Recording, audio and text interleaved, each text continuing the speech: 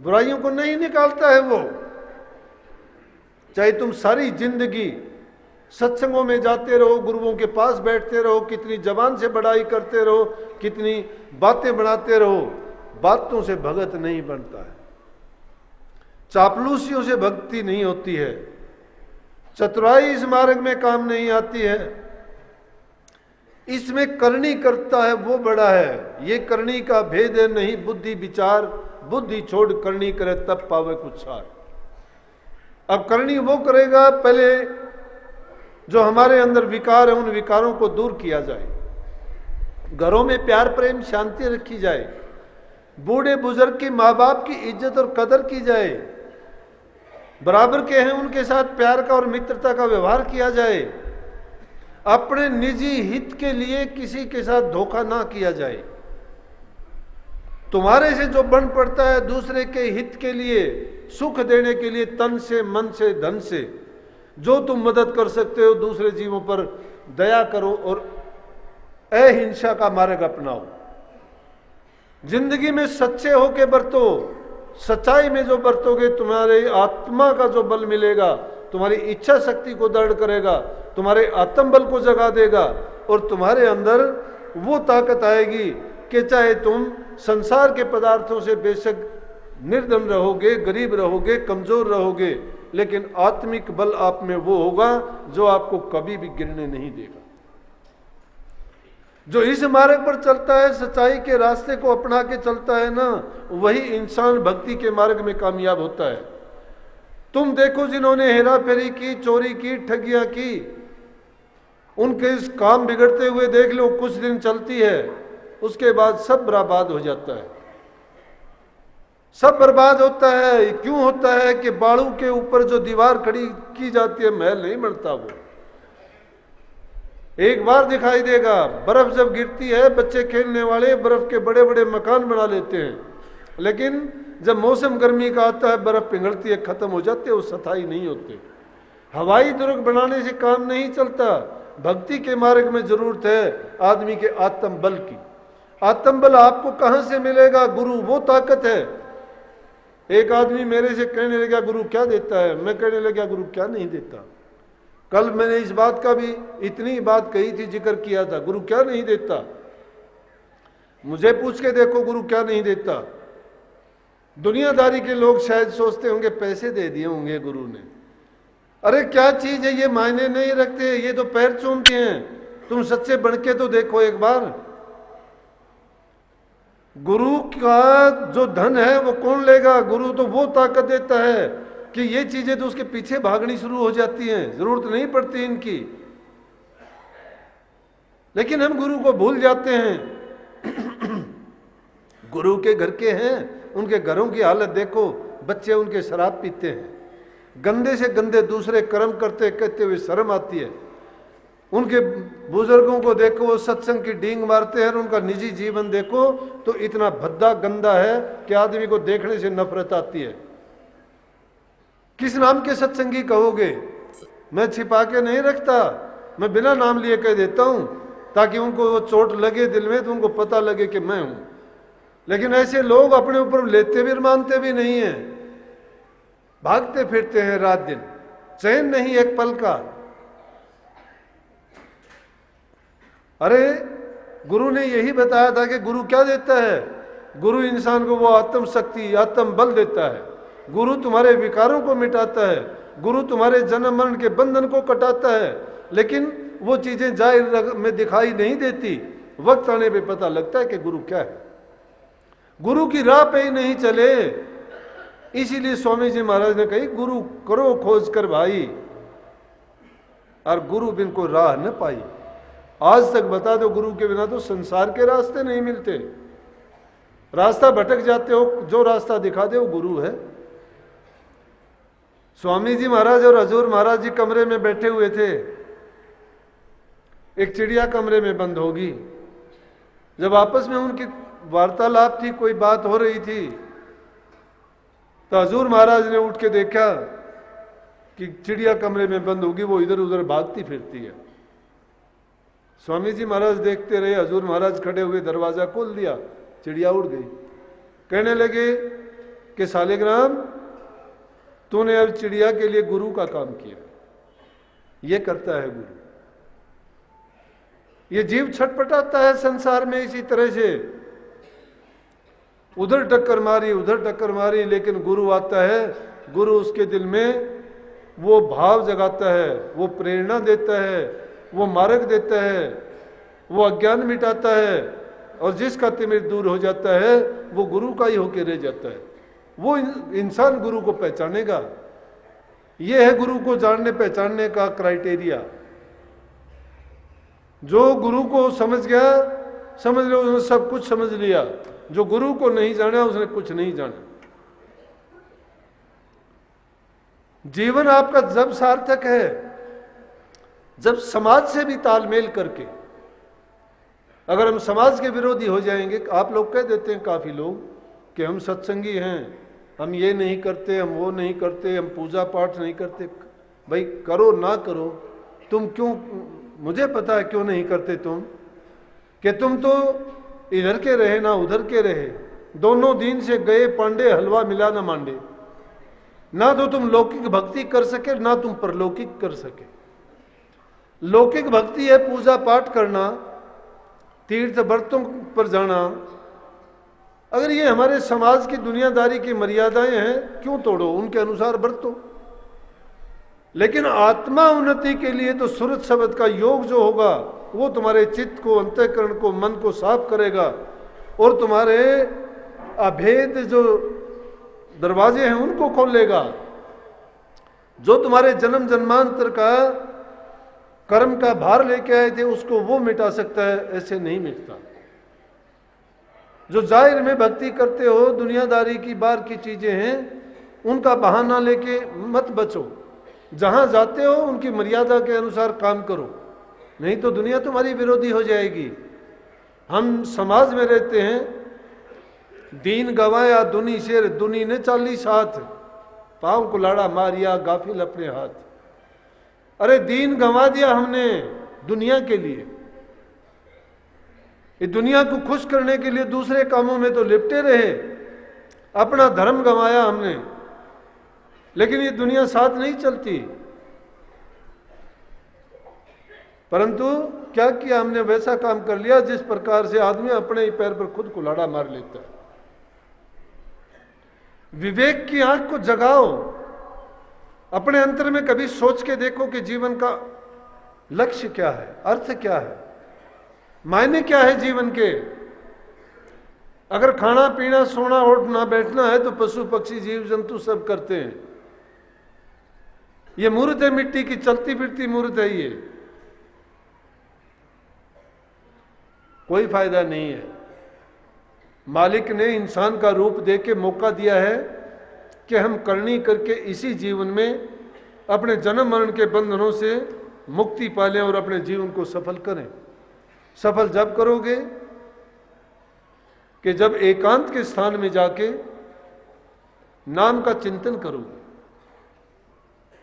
अपने मन की वृत्तियों को संसार के सब पदार्थों से हटा के, अगर मैं कहता हूं 2 पल के लिए भी ऐसी हालत में जाओगे तो आपको ये जो संसार का भ्रम है समझने में और ये भ्रम का जाल टूटने में देर नहीं लगेगी।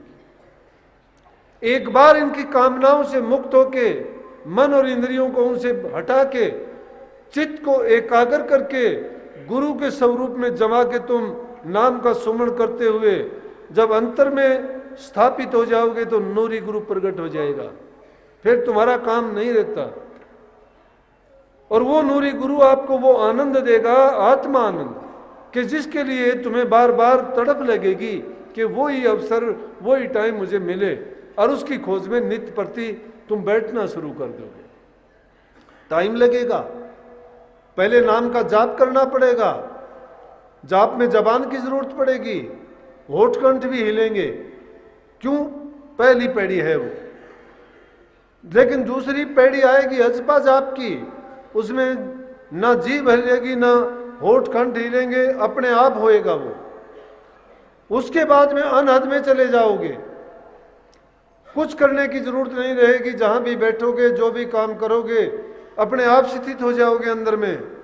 वो सिमरन अपने आप चलता रहेगा। लेकिन आखिरी दर्जा अब भी नहीं आया है।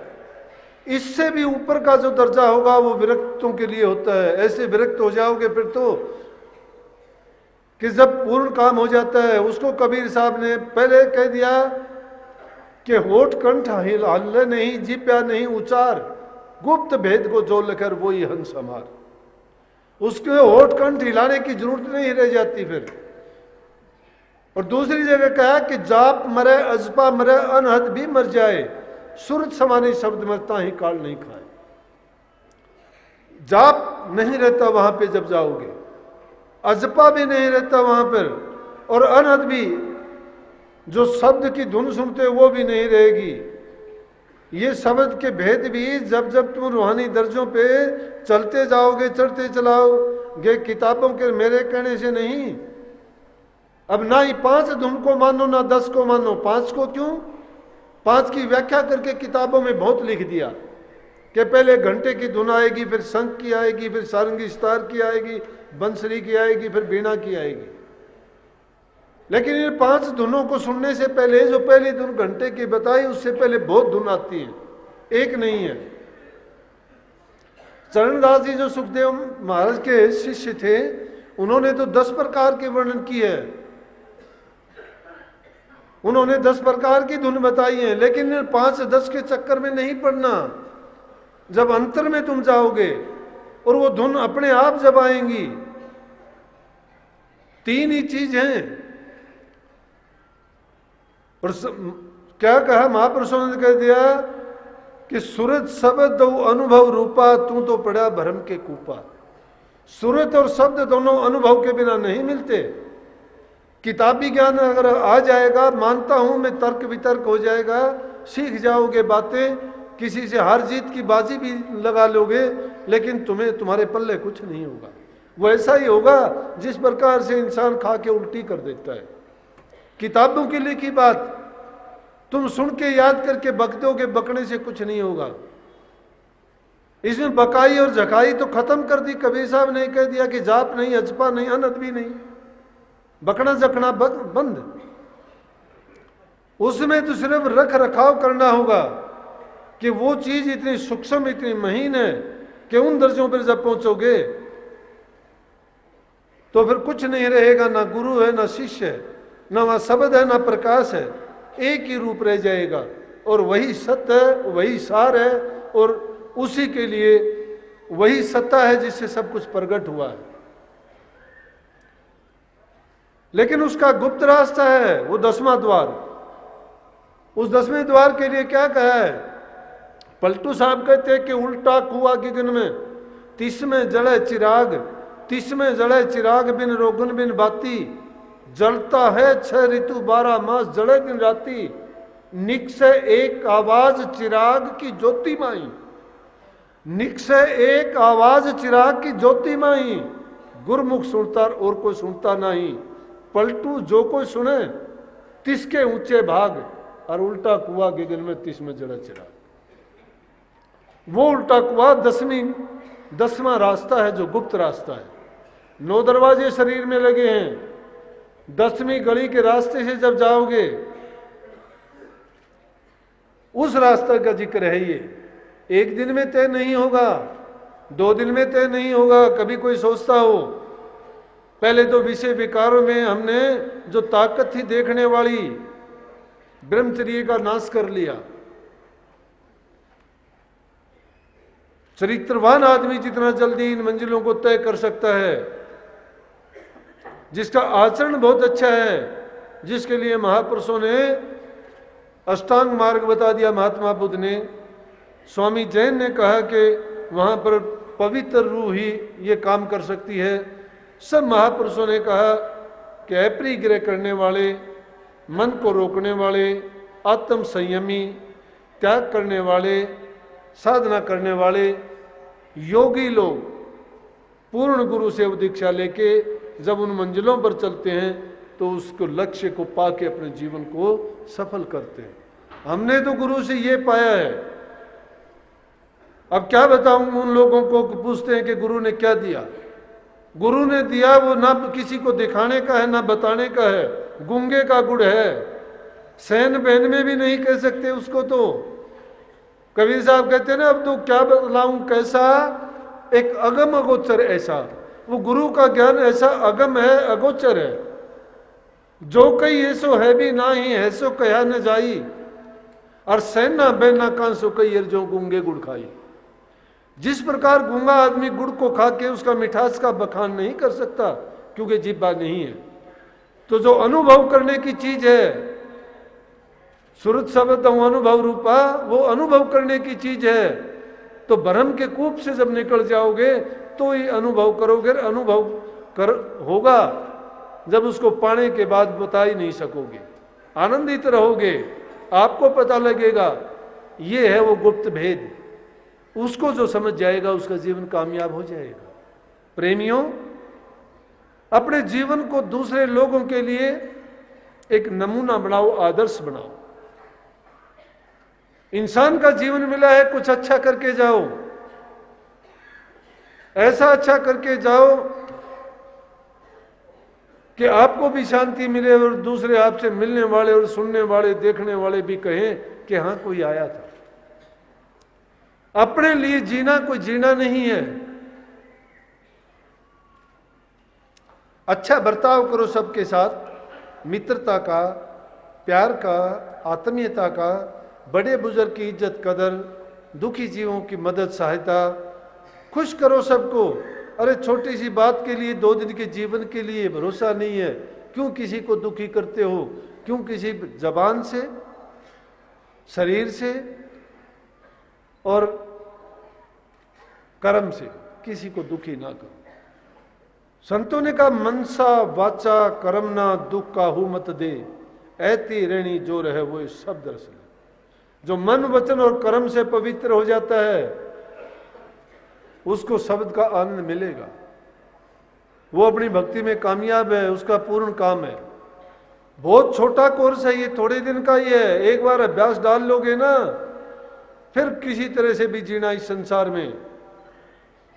फिर कह दिया ना कि सामर्थ्य को नहीं दोष गुसाई।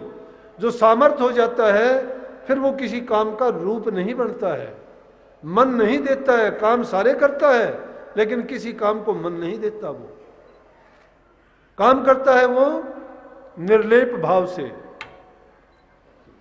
इसलिए प्रेमियों, अच्छे काम करो, समाज में फैली हुई कुरीतियों को, बुराइयों को, पाप को मिटाओ। भ्रूण हत्या जैसा पाप है, सब कुछ लगे हुए कहते हैं कि क्यों जुल्म करते हो। ब्रह्म हत्या का पाप जैसा कोई पाप नहीं है।